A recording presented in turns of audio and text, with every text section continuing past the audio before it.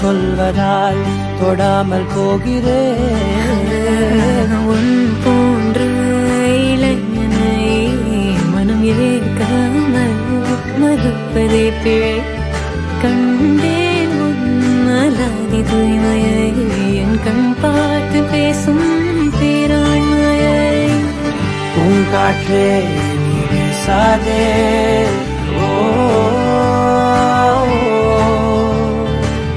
பூங்காற்றே நீ வீசாதே, நான் தான் இங்கே விசிறி.